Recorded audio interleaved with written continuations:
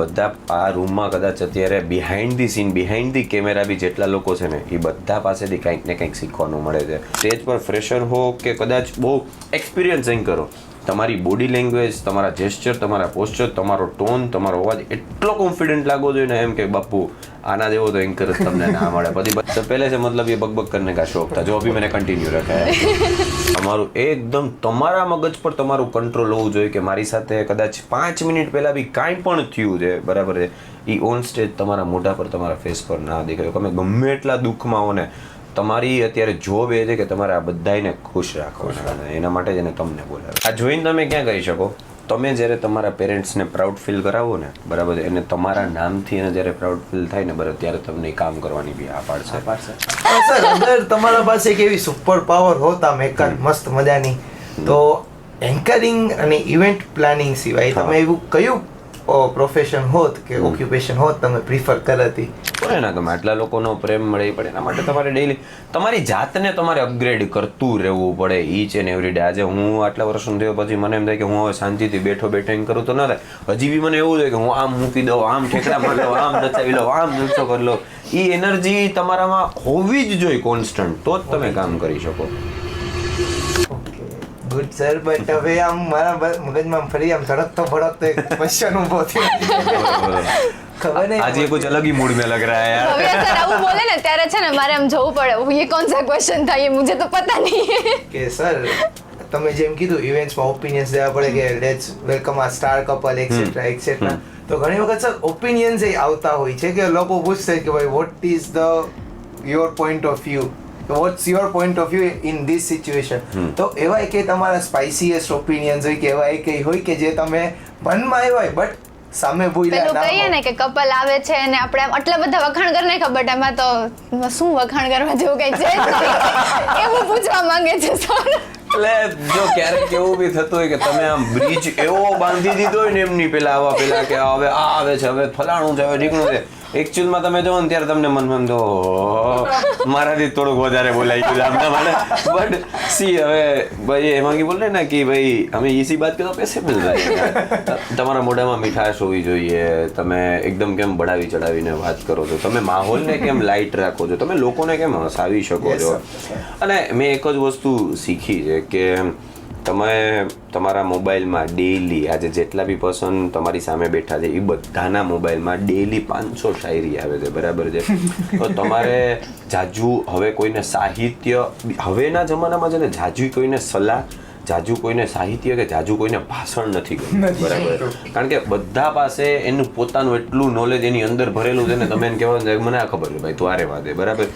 But તમે એમને 2 કલાક કે 3 કલાક જ્યારે તમે એમની સામે છો, તમે એનો સ્ટ્રેસ લેવલ કેટલો ડાઉન કરી શકો છો, એમને એમના કામના સ્ટ્રેસમાંથી, ફેમિલીના સ્ટ્રેસમાંથી, એમની રિસ્પોન્સિબિલિટીઝમાંથી તમે કેટલા એમને બહાર કાઢી શકો છો, તમે એમને કેટલા હસાવી શકો છો, તમે એમને કેટલા હોલ્ડ કરી શકો છો ને. જો એ કામ તમે કરી દીધું ને તો તમે એક બહુ જ મસ્ત અને બેસ્ટ એન્કર છો. કારણ કે એ થોડી વાર માટે એને ખુદને ભૂલી જવા જોઈએ, એમના કામને, એમના સ્ટ્રેસને ડિસ્ટ્રેસને ભૂલી જવા જોઈએ, અને તમે જે મસ્તી મજા કરાવવા માંગો છો એમાં ઇન્વોલ્વ થઈ ગયા હોય ને, બરાબર છે, તો તમે જ્યારે એ આખા ગ્રાઉન્ડને, સરાઉન્ડિંગને, માહોલને, પીપલને, લોકોને હોલ્ડ કરી લીધા ને તો તમે એક બેસ્ટ એન્કર છો. બાકી જો તમને ઇગ્નોર કરવા લાગે તો સમજી લેવાનું કે બેટા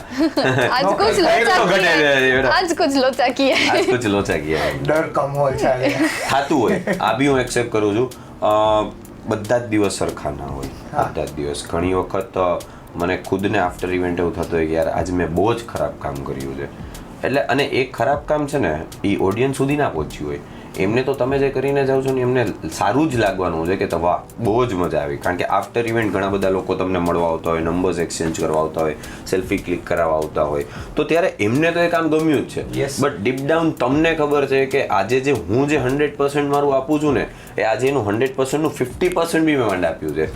તો એ વસ્તુ તમને ફીલ થતી હોય. પણ હવે કે ભાઈ વિરાટ કોહલી બી 0 પર આઉટ થઈ જાય છે, તો હવે આપણા માટે તો શું. પણ એવી કોશિશ હંમેશા કરવાની કે ભાઈ મારી હર એક ઇવેન્ટ મારી લાસ્ટ ઇવેન્ટ કરતાં બેસ્ટ હોવી જોઈએ. પેલું પણ અમુક વાર એવું હોય ને કે હવે એ બધાય ઓન સ્ટેજ આપણે જોતા હોય, ઓન સ્ટેજ સાંભળતા હોય, પણ બેક સ્ટોરી છે કે આપણે 4, 5, 8 દિવસથી સૂતા નથી, ઓન રેગ્યુલરલી આવતા હોય, એટલે અમુક વાર આપણે એમ થાય યાર આજે બોલવાની જ ઈચ્છા નથી બટ હેવ ટુ ડુ, એટલે ઈ 100 વાળું 95 કે 85 થઈ જ જતું હોય અમુક વાર. એમાં છે ને હેમાંગી ઘણા બધા ફેક્ટર્સ છે. જો ક્યારેક તમારા ઘરે પ્રોબ્લેમ પડ્યો હોય, ક્યારેક ઘણાની ફાઇનાન્શિયલ કન્ડિશન સારી ન હોય, ક્યારેક તમારી કારમાં પંચર પડ્યું છે ને ક્લાયન્ટના તમને કોલ પર કોલ આવી રહ્યા, ક્યારેક તમે કદાચ 1.5 દિવસથી જમ્યા નથી, તમારી પ્રોપર નીંદર નથી, તમારો અવાજ બેસેલો છે, તમારું માથું દુખે છે, તમારા આઉટફિટના કોઈ લોચા છે, બરાબર, તમારા કોઈ તમે જેની સાથે રિલેશનમાં છો એની સાથે તમારો ખૂબ મોટો ઝઘડો થયો છે. અને ઘણાના એવા કેસીસ બી મેં જોયેલા છે કે જેનું એક્ઝેક્ટલી બ્રેકઅપ થયું હોય તો બી એને સાંજે 8 વાગે સંગીત હોસ્ટ કરવાનો હોય. બટ સી આર્ટિસ્ટની હંમેશા છે ને હું હંમેશા આ વસ્તુ કહું છું કે આર્ટિસ્ટની છે ને 2 લાઈફ છે. એક સ્ટેજની નીચેની જે લાઈફ છે એ લાઈફ છે કે જે તમારી પર્સનલ લાઈફ છે, પણ જ્યારે તમે એકવાર સ્ટેજના દાદરા ચડી જાઓ છો ને ત્યારે એ તમારું એ ઓફિસ છે, જ્યારે તમારું એ ઘર છે, તમારું એ મંદિર છે, ત્યારે તમારી પર્સનલ લાઈફને તમારે ભૂલવું પડશે. અને તમે જે પૈસા લીધા છે કદાચ એ તો સેકન્ડરી છે, પણ જેટલી એક્સપેક્ટેશન્સ આ બધાની તમારાથી છે ને જો એ ફૂલફિલ નહીં થાય ને, આમાં બીજી વસ્તુ કેવું છે કે તમે જ્યારે કદાચ ઘઉં લેવા ગયા, ચોખા લેવા ગયા, પણ જો એ સારા નહીં હોય તો તમે આવતીકાલે જઈને એને કહેશો કે ભાઈ આ વસ્તુ થોડીક સારી નથી તો આજે એ તમારો માલ થોડોક અમને સારો આપજો, ક્વોલિટી સારી આપશો.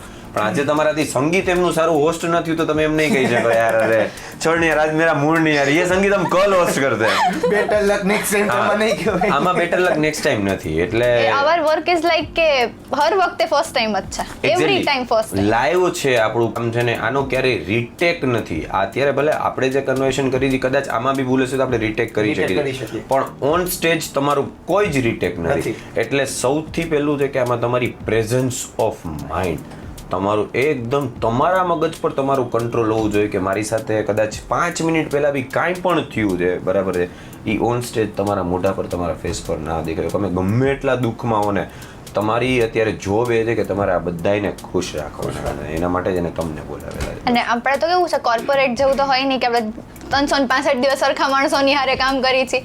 આના કદાચ આની સંગીત છે તો આપણે એની ત્યાં જાય છે તો એની માટે એક જ વાર છે. બહુ મોટી ચેલેન્જ છે. તમારે પેલા તો આર્ટિસ્ટ આપણે આ શીખવું પડશે. બધાના આજે આપણે જે રૂમમાં બેઠા છીએ ને કદાચ in front of camera back and side જેટલી આપણી ટીમ છે એ બધાના વિચાર અલગ છે, બધાના મગજ અલગ છે, બધાની કાસ્ટ અલગ છે, બધાની રહેણી સહેણી, એમની સંસ્કૃતિ, એમના સંસ્કાર એ બધું જ અલગ છે. તો ક્યારેક તમે આજે આ કાસ્ટનું હોસ્ટ કરો છો, આજે આ કાસ્ટનું હોસ્ટ કરો છો, જામનગરમાં એમની વિચારસરણી આખી અલગ છે, એમના થોટ્સ અલગ છે, રાજસ્થાન મારવાડીનું તમે હોસ્ટ કરો તો એમની આખી થોટ્સ અલગ છે, એમની લેંગ્વેજ અલગ છે. તો આ બધું જ તમારે પહેલાં શીખવું પડશે કે આ લોકો અમને શું ગમે છે, જામનગરના લોકોને શું ગમે છે, અમદાવાદીને શું ગમે છે, મુંબઈના લોકોને શું ગમે છે, મારવાડીઝને શું ગમે છે. તો હરેક કાસ્ટથી લઈને બધું જ તમારે ફિલ્ટર કરતું રહેવું પડશે. It's a big deal, a big challenge છે. એવરી ડે ઇન્ટરવ્યુ જ છે, એના જેવું છે, ફર્સ્ટ ટાઈમ ફર્સ્ટ ઇવેન્ટ એવી જ રીતે થાય છે. ગઈકાલે તમને જે ક્લાયન્ટ મળ્યા છે આવતીકાલે નથી જ મળવાના. ઘણા ક્લાયન્ટ મેં એવા જોયા છે, આ ખરેખર જોવાની વાત છે કે ઘણા ક્લાયન્ટ એવા હોય કે જેમાં તમારે બહુ જ લેસ એફર્ટ્સથી તમારું કામ થતું હોય. તમે એમ કહો ને come on guys, big round of applause for today's wedding, તમને બધા જ તાળીઓ પાડતા દેખાતા હોય, બધા એકદમ ઉત્સાહમાં હોય, રાડો પાડતા હોય, શાઉટ આઉટ કરતા હોય, ત્યારે એમ થાય વાહ યાર આજે મસ્ત ઓડિયન્સ મળી છે તમને. અને ઘણી વખત એનાથી સાવ ઊંધી ઓડિયન્સ મળે. તમારું ગળું ફાડીને તમે થાકી જાવ ને કે ઉભા થાવ તો તમારી સામે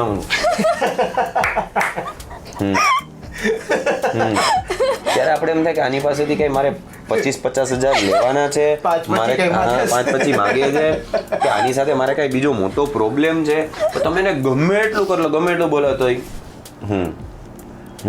એમ જ છે કે આપકો हमने बोलने के लिए बुलाया, आप बोलते रहो, हम बैठे रहेंगे. સો ઓડિયન્સ બધી ટાઈપની તમને મળવાની છે. એકદમ રિસ્પોન્સિવ ઓડિયન્સ મળે, એકદમ ઠંડી ઓડિયન્સ બી મળે.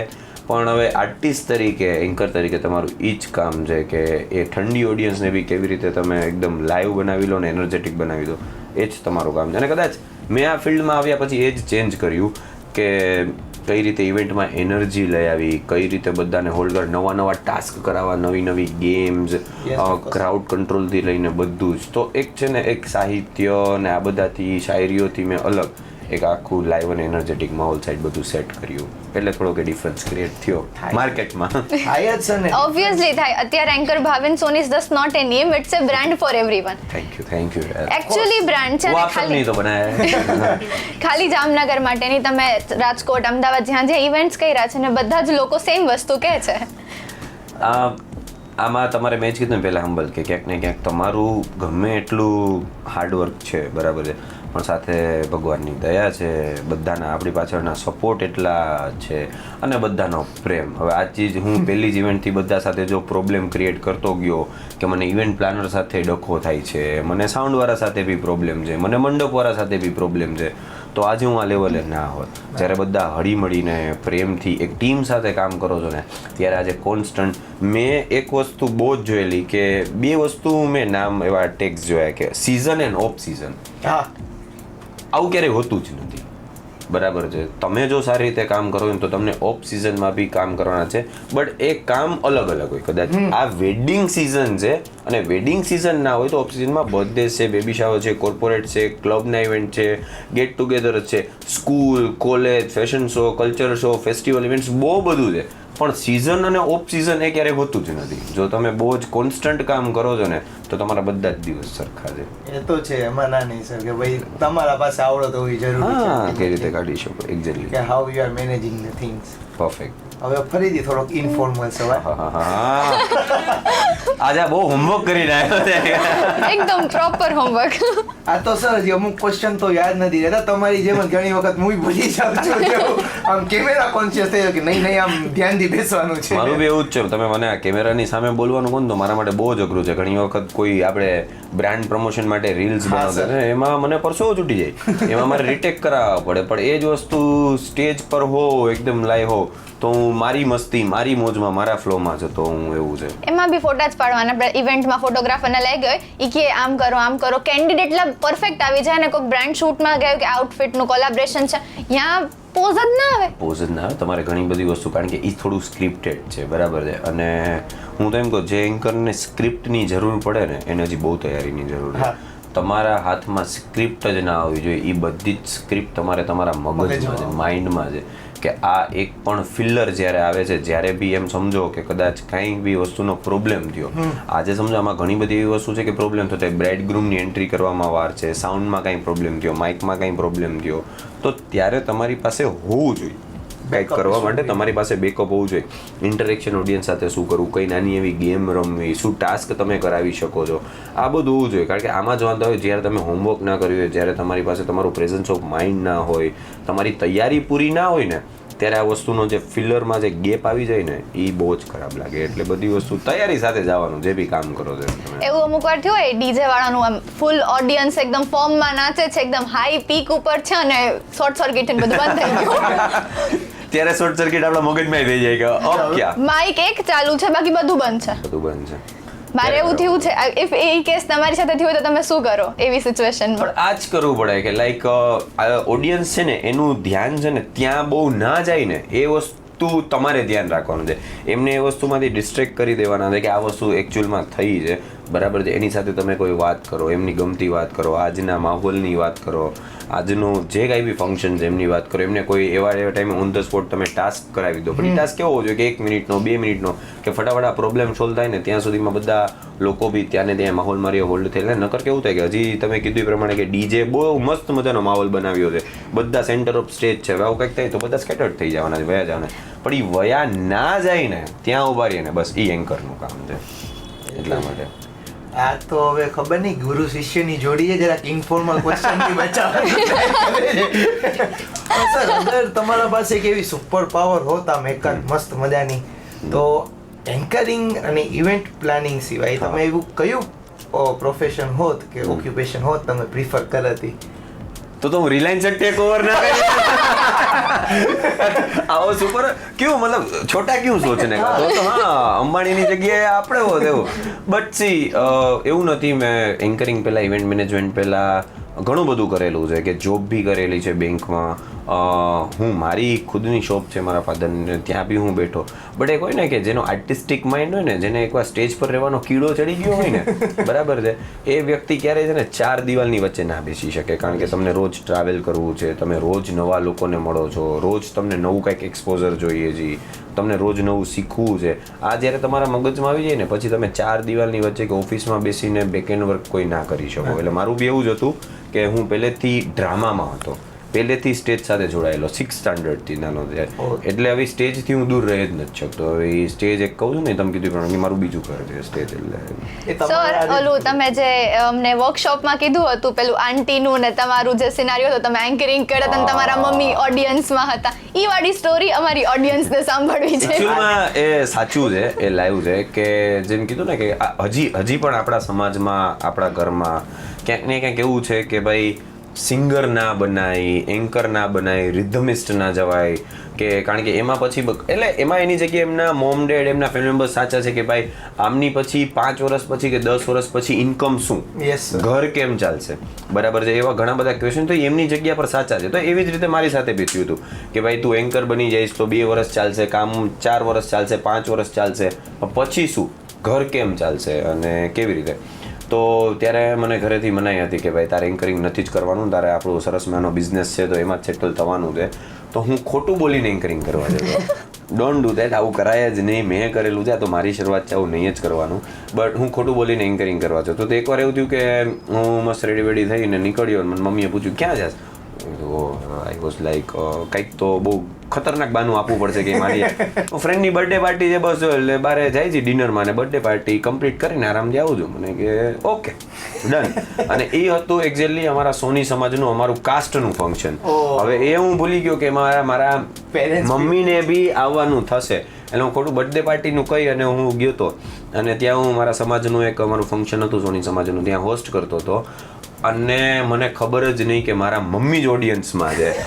અને જ્યારે કંઈક મને મોમેન્ટો આપવાની કે વાત આવી હતી ને, કે જ્યારે આમ સન્માન કરવાનું હોય કે ટોકન ઓફ લવ જ્યારે ભાવીને આપવાનું છે, ત્યારે એમાંથી અમારા સોની સમાજના જે મેઇન હતા ને, એમને ખબર હતી કે મારા મમ્મી બી ત્યાં હાજર છે, તો એમને બોલાવ્યા કે હવે ભાવિનને મોમેન્ટો આપવા માટે આપણે એમના મમ્મી હાજર છે, આપણે એમને જ બોલાવીને એ જ એમનું સન્માન કરીને આવ્યો છે. ભાઈ पूरा पानी पानी हो गया, ये बोलते ना कि पैरों के तले से जमीन खिसक गई, वो हुआ मेरे साथ. અને ત્યારે બી મમ્મી ઘરે આવો, ઘરે આવો, બધી હું જોઈ લઉં. પણ કેવું છે ખબર છે, ખરેખર એવું જ હતું. બટ એ બી સિચ્યુએશન ત્યારે થોડીક દાટ ખાધી હતી. ઓબ્વિયસલી ઘરે જઈને બહુ ખીજાણા હતા કે કેમ ખોટું બોલીને જાસ, આટલો સારો બિઝનેસ છે તો આ કર. બટ સી કોઈ કામ છોટા યા બડા નહીં હોતા. હવે બધી જ ઇન્ડસ્ટ્રીમાં એટલા સ્કોપ છે. આજે હું એન્કરિંગ કરું છું તો એમાં એટલા સ્કોપ છે. એન્કરિંગ પછી ઇવેન્ટ મેનેજમેન્ટ છે. ઇવેન્ટ ફિલ્ડમાં બી આજે ઘણો બધો સ્કોપ છે કે કદાચ તમે આજે 45 યર્સના થાવ પછી એન્કરિંગ નથી કરવું તમારે, બરાબર, ત્યારે તમે થાકી ગયા છો, યંગસ્ટર્સે તમારી જગ્યા લીધી છે, તો ઇવેન્ટ પ્લાનિંગ તરફ આવી શકો, ઇવેન્ટ ડિઝાઇનિંગ તરફ આવી શકો, ઇવેન્ટ મેનેજમેન્ટ તરફ આવી શકો. ઘણી બધી એવી વસ્તુ છે કે અત્યારે રેન્ટેડ લઈને તમે આખા ગામને આપી શકો છો. તો આવી અલગ અલગ બહુ બધી વસ્તુઓ ઇવેન્ટ ફિલ્ડમાં પણ છે કે તમે આ જ ફિલ્ડથી જોડાઈને બીજું કામ કરી શકો છો, બરાબર છે. આજે સિંગર છે તો એને એવું જ થાય કે 50 વર્ષ પછી યંગસ્ટર્સ એમની જગ્યા લઈ લેશે, પણ તો એ સિંગિંગ નહીં કરતો, એ સિંગિંગ ક્લાસ ઓપન કરી શકે એમ છે, એ મ્યુઝિક ડિરેક્ટર બની શકે એમ છે, ઘણું બધું થઈ શકે એવું છે. એવું નથી કે પછી સિંગર પછી તમારી લાઈફ પૂરી, બરાબર છે. આજે કદાચ મારે 45 વર્ષ પછી નથી કરવું તો હું કદાચ મારી પાસે બી હું મારી ખુદની પોતાની ઇન્સ્ટિટ્યૂટ ચાલુ કરી શકું, હું ઇવેન્ટ મેનેજમેન્ટ માટે સ્ટાર્ટ કરી શકું છું, હું મારી નીચે બધાને હાયર કરી શકું છું. તો સ્કોપ બહુ બધા છે, ખાલી તમારે તમારું વિઝન એક્સપાન્ડ કરવું પડશે કે આ ફિલ્ડમાં મારું કેટલું છે. પણ વાત મમ્મી પપ્પાની હતી તો એ લોકો ક્યારે તમને એક્સેપ્ટ કરે ખબર છે, જ્યારે એમને બહુ સુપિરિયર ફીલ થાય. આ જોઈને તમે ક્યાં કરી શકો, તમે જ્યારે તમારા પેરેન્ટ્સને પ્રાઉડ ફીલ કરાવો ને, બરાબર છે, અને તમારા નામથી એને જ્યારે પ્રાઉડ ફીલ થાય ને, બરાબર, ત્યારે તમને કામ કરવાની બી આ પાડશે. હવે જ્યારે એવું થાય કે મારા પેરેન્ટ્સ કોઈ જગ્યા હોય ત્યારે એને ચીફ ગેસ્ટમાં બોલાવે, લાઈક એને જનરલ પબ્લિકમાં નથી બેસવું પડતું, જ્યારે ચીફ ગેસ્ટ માટેના સોફા રાખેલા છે, એમની જગ્યા રાખેલી છે, ત્યાં એ લોકો અમને બેસવા મળે, એ માન, એ સન્માન મળે, આપણા નામથી એ લોકો ઓળખાય, ત્યારે એને પહેલાં એવું થતું હોય કે આપણે જે કરી છે કદાચ ખોટું છે, પણ જ્યારે તમને એ જોવે ને કે એ બી એક લેવલ પર કામ કરે છે, મને આ માન મળે છે, આ સન્માન મળે છે, લોકોનો પ્રેમ મળે છે અને એમને બી મળે છે આપણા નામથી, ત્યારે એમને ખબર પડશે કે આપણું જે ડિસિઝન હતું, આપણે જે કામ કરવું હતું, આપણે જે જગ્યા પર છીએ એ સાચું છે, પણ એના માટે તમારે એ હાર્ડવર્ક કરવું પડે અને એમને બી એ લેવલ તમારે ફીલ કરાવવું પડે તમારા નામનું, ત્યારે તમે આ સાચું. સરની વાતો પરથી કહું, મારા પપ્પા સરને મળેલા છે. પપ્પા એકદમ સપોર્ટિવ, હા હા કરો સરની સાથે કરો, ઇવેન્ટમાં જઈએ. મમ્મી જરા કોન્શિયસ હોય કે આવું ના કરાય, આમ ના કરાય. વન્સ ઈ નવરાત્રીમાં આવ્યા અને પેલું સ્ટેજની બાજુમાં સોફામાં બેસાડી અને કીધું કે તમે અહીંયા બેસો, એન્કરિંગ કરતી તો લાઈક કે ના મજા આવે છે, તું કરાય, આવું તો સરસ કામ છે. બીજી જગ્યાએ ઇવેન્ટમાં ગયા તો એમને મારા મમ્મી છે, મારા પપ્પા છે, તો એ લોકોને ગિફ્ટ દેવા માટે બોલાવ્યા. તો મમ્મી વોઝ લાઈક કે હા કે આ તો બહુ સારું કામ છે, તું તારે કર નહીં, કે મને તો ગમે છે. સિનિયર ધીમે ધીમે એક્સેપ્ટેશન આવી ગઈ એની લોકોની સામે પાસેથી. આજે પ્રેમ મળી, કોને ના ગમે, કોને ના ગમે. આટલા લોકોનો પ્રેમ મળે, પણ એના માટે તમારે ડેઈલી તમારી જાતને તમારે અપગ્રેડ કરતું રહેવું પડે ઈચ એન્ડ એવરી ડે. આજે હું આટલા વર્ષનો થયો પછી મને એમ થાય કે હું હવે શાંતિથી બેઠો એમ કરું તો ના થાય. હજી બી મને એવું થાય કે હું આમ મૂકી દઉં, આમ ઠેકડા મારી લઉં, આમ નચાવી લઉં, આમ જલસો કરી લઉં. એ એનર્જી તમારામાં હોવી જ જોઈએ કોન્સ્ટન્ટ, તો જ તમે કામ કરી શકો. पहली तो सर ओली कहावत है ना कि भाई गुरु अपने बाप के पैसे का क्या करे, तब गुरु करना है जब पापा जब मतलब अपने नाम की कोई पहचान ही ना हो तो फिर उस नाम का क्या. अरे वाह એ નામની પહેચાન હોવી જોઈએ. અરે મારું તો હંમેશા હું હર એક ઇવેન્ટ પછી બોલતો રહ્યો છું, હર એક ઇવેન્ટ પછી મારી આ શાયરી હોય કે मतलब मैं भले ही इस दुनिया में एक दिल लेकर आया हूँ पर जब भी जाऊँगा तब लाखों करोड़ों दिलों में जगह बना कर जाऊँगा दोस्तों. એટલે લોકોનો પ્રેમ જીતો, એમને દિલમાં જગ્યા બનાવો, એ જ એક આર્ટિસ્ટનું કામ છે. અને હંમેશા આર્ટિસ્ટને તમે જોજો, કોઈના બી સ્ટેટસમાં કે કોઈને બી આર્ટિસ્ટને નો ડાઉટ અમારું ઘર પેમેન્ટ પર જ ચાલે છે, પૈસા વગર આજે કંઈ નથી થતું, બરાબર છે, એ ફર્સ્ટ પ્રેફરન્સ હોય જ. પણ આર્ટિસ્ટને હંમેશા એ હોય કે પૈસાની સાથે સાથે છે ને એમને જે પ્રેમ મળે છે ને એ એના માટે રિયલ અર્નિંગ્સ છે, કોઈ બી આર્ટિસ્ટ માટે. એમ કેમ કે આપણું જે ટેલેન્ટ છે ને એ કમ્પ્લીટ ગોડ ગિફ્ટેડ છે. એક્ઝેક્ટલી. કે if someone is trying to do like us તો એ ના કરી શકે, કેમ કે આપણે કમ્પ્લીટ હાર્ડવર્ક કમ્પ્લીટલી બધું કરીને આવ્યા હોય. અને અમુક વસ્તુ છે કે જે આપણે આપણી રીતે મળ્યું છે, એ બધી વસ્તુ થાય કે આપણે લોકો રિસ્પેક્ટ કરે, લવ, પ્રેમ જે આપણે મળતો હોય એ બધું કોન્સ્ટન્ટ રહે. એ ગોડ ગિફ્ટ ની સાથે તમારી મહેનત છે. આ કદાચ આપણે આઉટ ઓફ ટ્રેક જઈએ તો ઘણા લોકો અત્યારે એન્કરિંગ ના સેમિનાર્સ કરતા હોય છે કે પણ મને એમ લાગે ક્યારે આર્ટ નો સેમિનાર ના હોય. You can't make that person કે તું બોલ સ્ટેજ ઉપર જઈને. તમે એને એક વે બતાવી શકો, એક રસ્તો બતાવી શકો કે ક્યાંક તમે અટકો તો આ રીતે કરી શકો, પણ તમે એને હેમરિંગ કરીને એને એટલું મોડિફાઈ ના કરી શકો. કારણ કે જો જ્યારે આર્ટિસ્ટ કોઈ મોડિફાઈ થઈ જશે ને તો એકચ્યુઅલમાં જે છે ને એ રહી નહીં શકે. એટલે એ જે પર્સન છે ને એવો જ રહેવા દો અને એને એ જ રીતે ઉડવા દો, એ રીતે મોલ્ડ કરો એને કે ભાઈ if is very much kind of sarcastic તો સાર્કેસ્ટિક વેમાં મોલ્ડ કરો કે સામેવાળાને મજા આવે. એની આખી પર્સનાલિટી તમે ચેન્જ ના કરો કે ખબર નહીં, ચાલતા રહે.